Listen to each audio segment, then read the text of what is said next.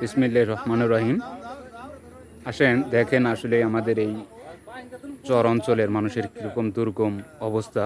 দেখেন এই যে আমাদের রাস্তাঘাট, আসলে দেখেন কি অবস্থা আমরা বসবাস করি।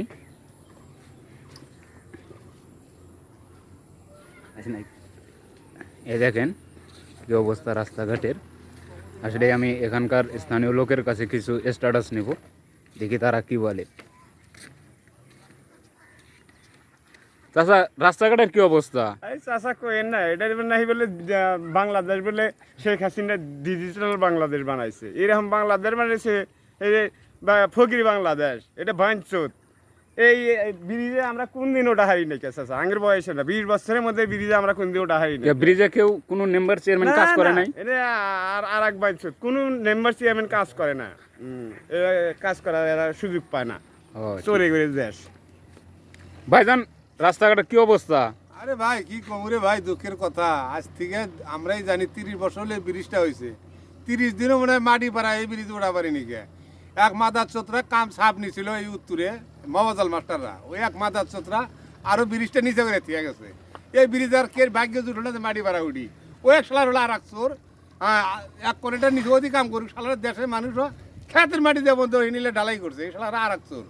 আর ব্রিজে মাটি তো থাকার মতো জায়গা নাই, গেই দুপুরে বেড়া দেয় নাই, মাটি থাকি এই যে মাছাল ভাঙা মাছাল দেন এনে দিয়ে মানুষ যাতায়াত করে, সেদিকে একটা মানুষ পইরা ঠ্যাং ভেঙে গেছে, তার চিকিৎসা করে হাসপাতালে জানাচ্ছে। এই শুয়ে বাচ্চারা এই সব করে। আর আমাদের তো চেয়ারম্যান মেম্বার নাই কেই, এটা হলো চেয়ারম্যান মেম্বার ছাড়াই নুন। চাচা, আপনার কি অবস্থা? আমার অবস্থা এরা যা কইলো ভাই ভুল কইলো, কারণটা যে আমরা গাইবান্ধা পার্কে যাই বেড়াবেন নাকি, টাকা খরচ হয়, কিন্তু এই ব্রিজের উঠতে কেন টাকা খরচ হয় না। হাতিরা উঠি, নৌকাতে উঠি, আবার বাসের চাকার বানা দিচ্ছে পোলাই বানে, এনার বাড়িতে উঠাই আমরা পার্কে বেড়াই। ভাই আর ছায় দুঃখর আর কিছু নাই, বুঝছেন?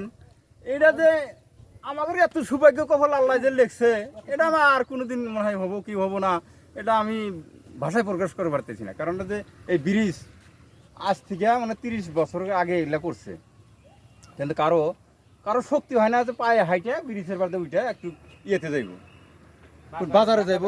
এই এখানে আমাদের একটা মাদ্রাসা আছে, বড় দাখিলি মাদ্রাসা আছে, হাজার হাজার ছাত্র আইসে লেখাপড়া করে। তারা মনে করেন এই ছাত্রীরা যায় বাড়ির থেকে 2 সেট করে কাপড় নিয়ে আসা নাকি এই মাদ্রাসায় লেখাপড়া করতে। Thank you. আসলে দেখেন এখানকার মানুষের কীরকম অভিযোগ। আসলে এই ব্রিজে আজ 30 বছর হলো করছে, কোনো রাস্তা নাই, কিছু নাই। দেখেন কি অবস্থা এই ব্রিজটা। আপনারা সবাই প্লিজ শেয়ার, লাইক, কমেন্ট করে দিবেন, জানি সবাই দেখতে পারে এই ভিডিওটা, এবং বেশি বেশি শেয়ার করে দিবেন।